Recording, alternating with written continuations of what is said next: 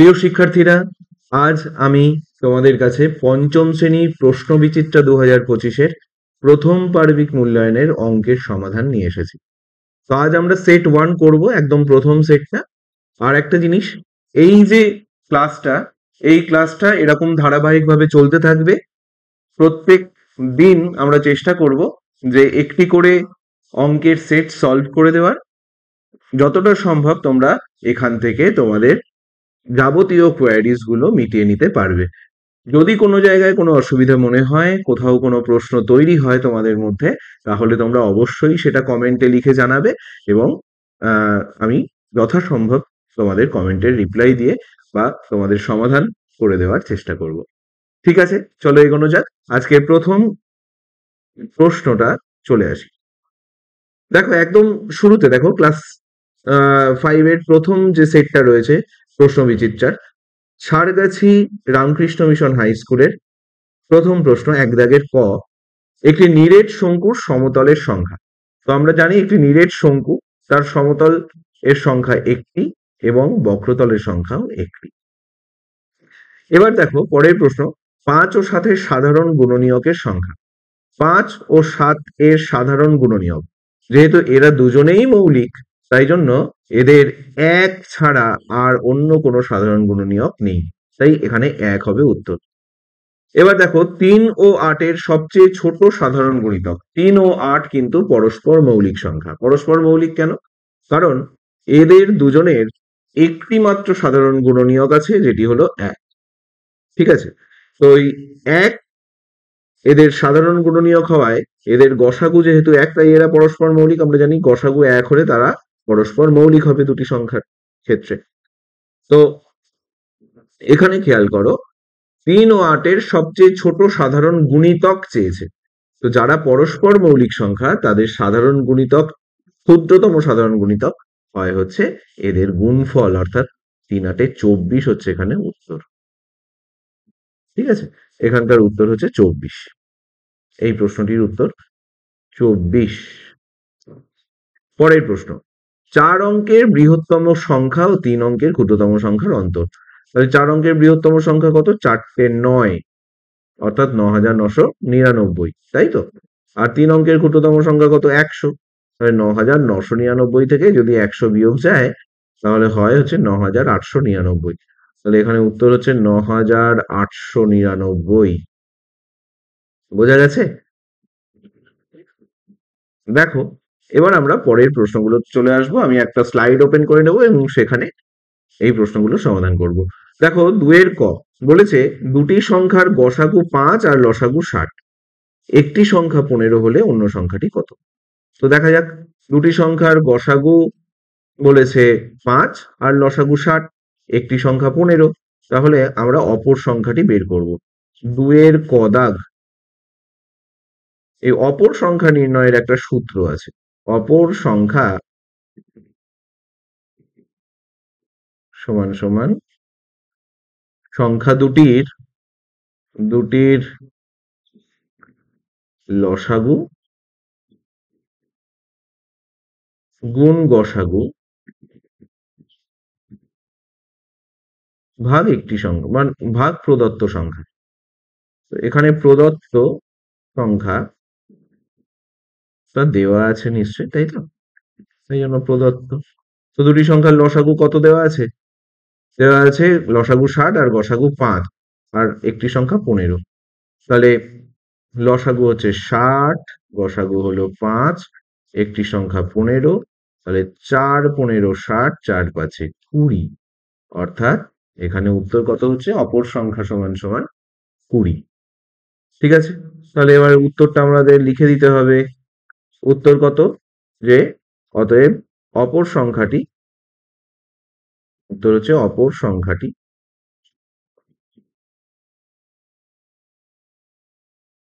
20। এবার আমরা পরের অঙ্কে চলে আসবো। পরের অঙ্কটা দেখে নিই।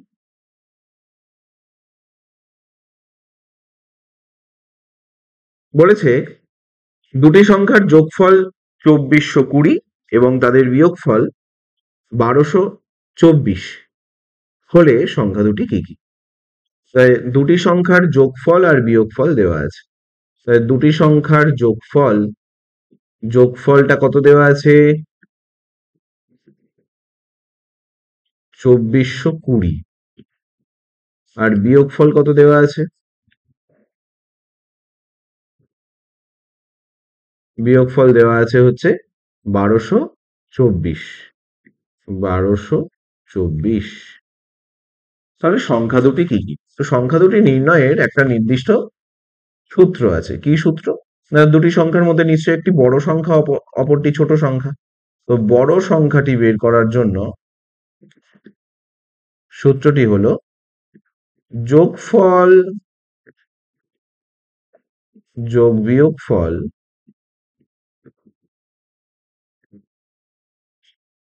ভাগ 2। অর্থাৎ যোগফলটা আর বিয়োগফলটা এই দুটোকে যোগ করে 2 দিয়ে ভাগ করলে আমরা বড় সংখ্যাটা পাবো। তো যোগফল এখানে কত আছে? 2420। আর বিয়োগফল কত আছে? 1224। এই দুটোকে যোগ করে 2 দিয়ে ভাগ করে দিলেই আমরা বড় সংখ্যাটি পেয়ে যাব।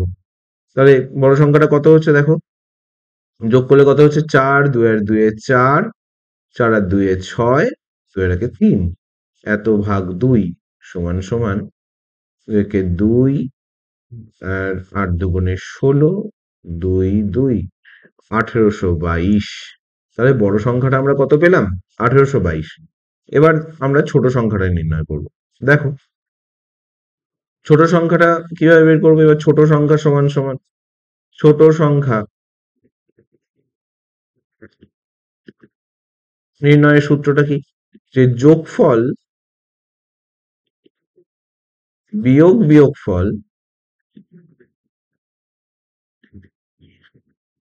ভাগ 2। তাহলে যোগফল যোগ বিয়োগফল ভাগ 2। যোগফল কত দেওয়া আছে? 2420। বিয়োগফল কত দেওয়া আছে? 1224। তাহলে যোগফল হচ্ছে 2420 আর বিয়োগফল হচ্ছে 1224। তাকে 2 দিয়ে ভাগ করব। কত হচ্ছে বিয়োগ করলে?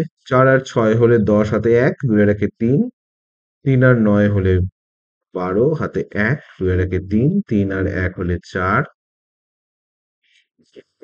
আর 1 আর 1 হলে 2, 1196। এত ভাগ 2। এইবার এইটাকে আমি যদি 2 দিয়ে ভাগ করি, 5 দুগুণে 10, 1 18, 1 19, 9 দুগুণে 18, 1 16, 8 দুগুণে 16, মানে 598। তাহলে এখান থেকে আমরা দেখো বড় সংখ্যাটা পেয়েছিলাম 1822 আর ছোট সংখ্যাটা পেলাম 598। তাহলে আমরা এখান থেকে উত্তর লিখবো কি? যে অতএব নির্ণেয় সংখ্যা দুটি যথাক্রমে কি কি? 1822 আর 598। 1822 ও 598। তাহলে এখান থেকে আমরা উত্তরটা পেয়ে গেলাম। এবার পরবর্তী অঙ্ক বলেছে 1 এবং 10 এর মধ্যবর্তী যৌগিক সংখ্যাগুলির যোগফল কত? তাহলে 1 এবং 10 এর মধ্যবর্তী যৌগিক সংখ্যাগুলোকে আমরা প্রথমে লিখে নেব। তাহলে 1 এবং 10 এর মধ্যবর্তী যৌগিক সংখ্যা কারা কারা? প্রথম যৌগিক সংখ্যা হচ্ছে 4, তারপরে কে? তারপরে 6, তারপরে কে? তারপরে 8, তারপরে 9। 1 থেকে 10 এর মধ্যবর্তী বলেছে, 1 এবং 10 এর মধ্যবর্তী। যদি বলতো না 10 পর্যন্ত, তাহলে আমরা কিন্তু 10 কে ধরতাম। কিন্তু এখানে যেহেতু 10 পর্যন্ত বলেনি, 10 এর মধ্যবর্তী বলেছে, তাই কিন্তু আমরা এখানে 10 কে ধরবো না। তো 6 আর 4 এ 10 আর 8 এ 18 আর 9 এ 27। তাহলে আমরা এখান থেকে 1 থেকে 1 এবং 10 এর মধ্যবর্তী যে মৌলিক সংখ্যা, সরি, যৌগিক সংখ্যাগুলি আছে তাদের সমষ্টি পেয়ে গেলাম। তাহলে এখান থেকে আমরা উত্তরটা কি লিখবো? যে তাহলে নির্ণেয় সমষ্টি, নির্ণেয় সমষ্টি 27। ঠিক আছে, এবার পরের অঙ্কে যাব। বলেছে 60725 দ্বারা গঠিত 5 অঙ্কের বৃহত্তম ও ক্ষুদ্রতম সংখ্যার অন্তর্গত। তাহলে 60725, 60725 দেখো পরের অঙ্কটা 6.0,7,2,5 এই অঙ্কগুলো দিয়ে তৈরি বলেছে ক্ষুদ্রতম 5 অঙ্কের ক্ষুদ্রতম ও বৃহত্তম সংখ্যা বের করতে বলেছে, মানে তাদের অন্তর বের করতে বলেছে। তো দেখো ঘ দাগ এটা,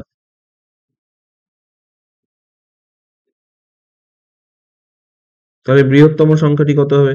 5 অঙ্কের বৃহত্তম সংখ্যাটি 7,6,5,2,0। আর ক্ষুদ্রতম সংখ্যাটি কত হবে?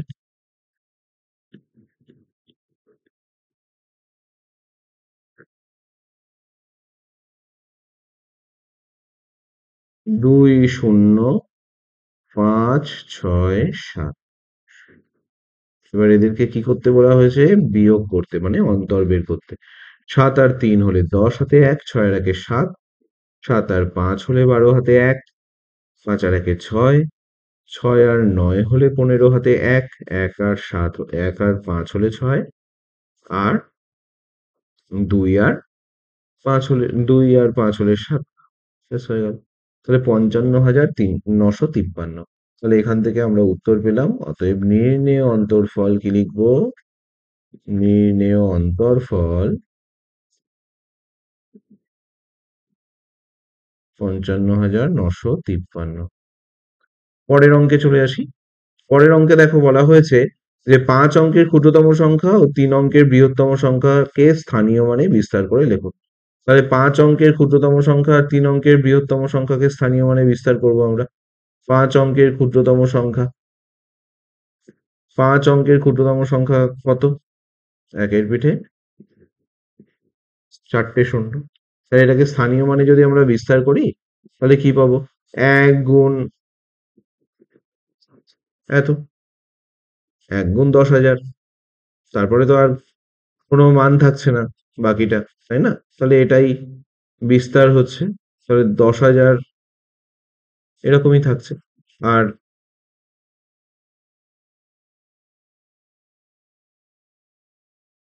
3 অঙ্কের বৃহত্তম সংখ্যা, 3 অঙ্কের বৃহত্তম সংখ্যা হচ্ছে 999। তাহলে একে স্থানীয় মানে যদি বিস্তার করি আমরা 9 গুণ 100 যোগ 9 গুণ 10 যোগ 9 গুণ 1 সমান সমান 900 যোগ 90 যোগ 9। এইভাবে আমরা স্থানীয় মানে বিস্তার করব। এবার পরের অঙ্কটায় চলে আসি। 3 দাগে দেখো বলেছে একটি ভাগ অঙ্কে ভাজক, ভাগফল আর ভাগশেষ দেওয়া আছে। ভাজক দেওয়া আছে, ভাগফল দেওয়া আছে, ভাগশেষ দেওয়া আছে। এইবার ভাজ্য নির্ণয় করতে বলা হয়েছে। তো আমরা কিভাবে করব এই অঙ্কটা?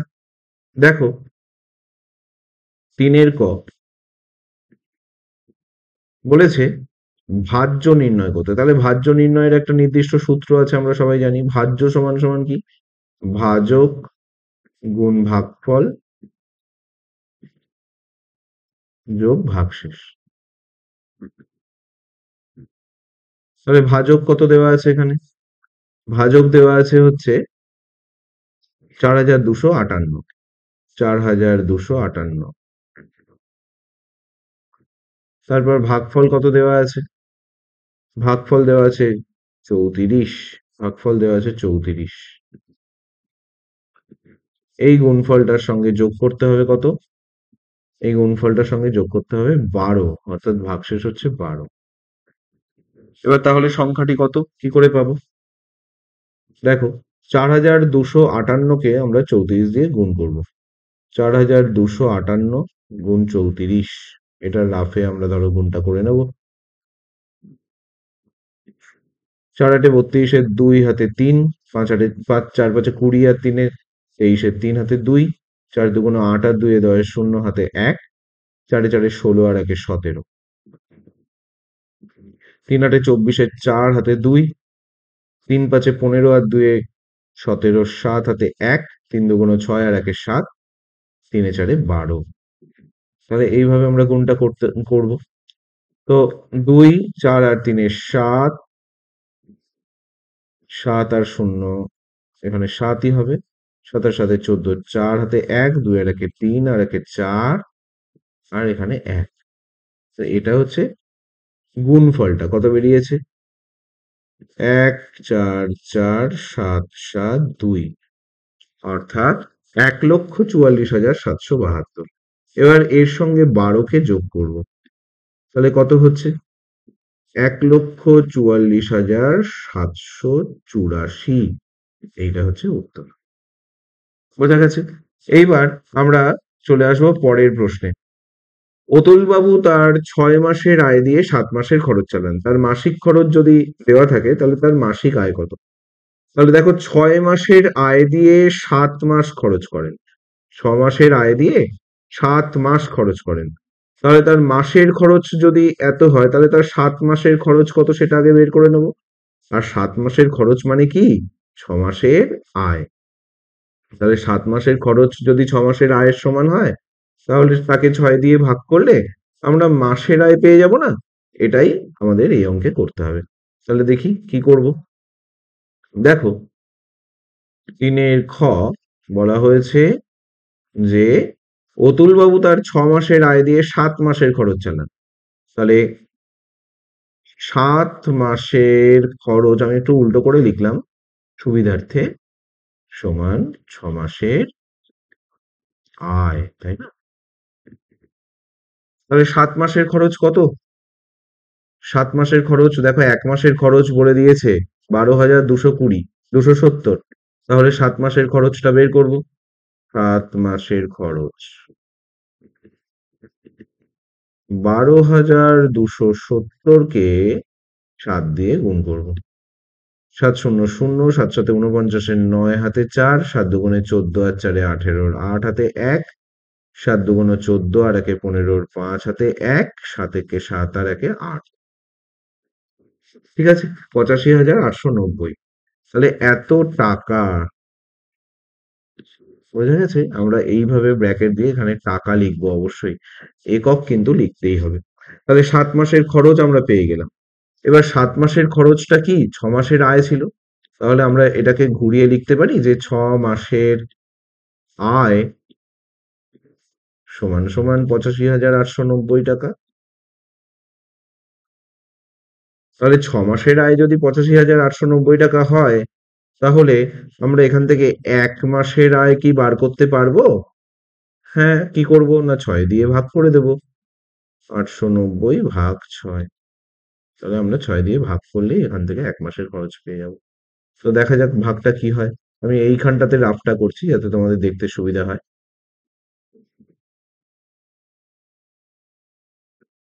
6 একে 6। আচ্ছা দেখো, সবাই ভাগটা কিভাবে করবে। দেখো, 8 যেহেতু 6-এর থেকে বড়, তাই আমরা এই ঘর থেকেই উত্তরটা পাওয়া শুরু করছি। তাই ঠিক এই অঙ্কটার ওপরেই কিন্তু আমরা প্রথম ভাগফলের অঙ্কটাকে লিখব, মানে যেটা প্রথমে পাচ্ছি। 6 একে 6, নামবে কত? নামবে 2, তারপর 5 25। এবার 4 6 24, নামলো কত? 1, আর তার পিঠে 8, এই 8টা নেমে গেল। 3 6 কত? 18, মিলে গেল। এইবার এই 9 নামবে। 9 মানে 6 কে 6, তাহলে নামবে কত? 3 30। এবার দেখো, 5 6 30, মানে ভাগটা কিন্তু মিলে গেল। তাহলে এখানে আমরা পেলাম কত? 14,315, 14,315 টাকা। এটা হচ্ছে উত্তর। তাহলে এখান থেকে আমরা লিখতে পারি যে 1 মাসের আয় 14,315 টাকা। বোঝা গেছে? এইবার আমরা আজকের লাস্ট অঙ্কে চলে আসি। বলেছে সর্বাধিক কতজনের মধ্যে 22টি লিচু ও 66টি কালো জাম সমান ভাগে ভাগ করে দেওয়া যাবে। এখন দেখো, 22টা লিচু আর 66টা কালো জাম এমন ভাবে দেবে যাতে এই কালো জাম বা লিচু কোনোটাকেই ভাগাভাগি করতে, মানে ভগ্ন করতে না হয়, মানে ভাঙতে না হয়। তো আমি বলতে চাইছি, দেখো, 22টা লিচু আর 36টা কালো জাম, এটা কতজনের মধ্যে ভাগ করে দিতে পারবো? এটা কিন্তু দেখো 22 এবং 66 এর থেকে ছোট এমন কোনো সংখ্যায় কিন্তু ভাগ করে দিতে পারবো, এমন কোনো জন সংখ্যাতে আমরা ভাগ করে দিতে পারবো। তো তার মানে এদের গুণনীয়কদের মধ্যে যে সাধারণ এবং গরিষ্ঠ সবচেয়ে বেশি বলেছে, সর্বাধিক, তাই গরিষ্ঠ সাধারণ গুণনীয়কটাই আমরা এখান থেকে খুঁজে পেলে তবেই ততগুলি সমানভাবে ভাগ করে দেওয়া যেতে পারে, এটা আমরা পেতে পারবো। তাহলে আমরা চলে আসি সরাসরি উত্তরে। দেখো, বলা হয়েছে 3-এর গ দাগ। তাহলে সর্বাধিক আমরা এখানে লিখবো যে সর্বাধিক যত জনের মধ্যে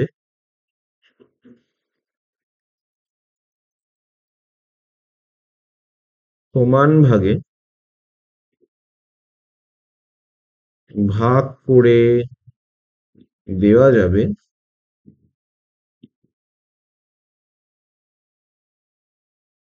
তা হলো 22 ও 66 এর গসাগু। এবার অতএব 22 দিয়ে বা 66-কে ভাগ প্রক্রিয়া আমরা গসাগু করব। 3, 22, 66। তাহলে 22 ও 66 এর গসাগু কিন্তু 22ই হচ্ছে। অতএব 22 ও 66 এর গসাগু 22, অর্থাৎ 22 জনকে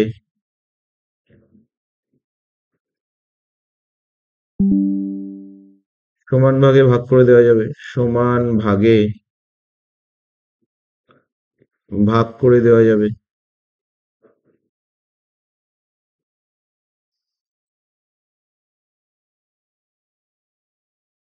তাহলে এবার বলেছে যে প্রত্যেকে কতগুলো করে পাবে, তাহলে 22টি লিচুকে যদি আমি 22 জনকে ভাগ করে দিই তাহলে প্রত্যেকে নিশ্চয়ই একটি করে পাবে, অবশ্যই একটি লিচু, একটি করে লিচু।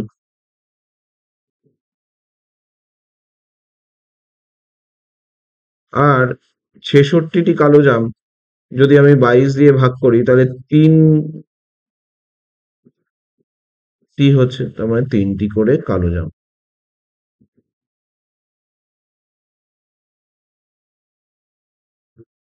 ঠিক আছে, তো এবার আমরা আগের অঙ্কগুলির মতন এখানেও আমরা ঠিক উত্তরগুলো লিখে নেব। তো আজ তোমাদের জন্য এইটুকুই ছিল। আমরা প্রথম পার্বিক মূল্যায়নের প্রথম যে সেটটা সেই সেটটা কমপ্লিট করে ফেললাম। প্রশ্ন বিচিত্রা বই থেকে প্রশ্ন বিচিত্রা 2025-এর প্রথম পার্বিক মূল্যায়নের যে 30 নম্বরের প্রশ্নপত্র ছিল সেই 30 নম্বরের প্রশ্নপত্র আমরা এখানে সমাধান করলাম। তো এর পরবর্তী ক্লাসগুলোতে এইরকম আরো অনেক সমাধান থাকবে। তোমরা এই চ্যানেলটির সঙ্গে যুক্ত থাকো যেন এই ধরনের যত ক্লাস তোমরা সুন্দরভাবে গুছিয়ে করতে পারো এবং ভালো করে বোঝানোর জায়গা এখান থেকে তোমরা পেয়ে যাবে, তোমরা নিজেরা বুঝে নিতে পারবে পুরো বিষয়টা। সকলে আমাদের সঙ্গে যুক্ত থেকো, আমাদের চ্যানেলকে সাবস্ক্রাইব করো এবং তোমাদের একটি লাইক দিয়ে আমাদেরকে আরো উৎসাহিত করো। ঠিক আছে, ভালো থেকো।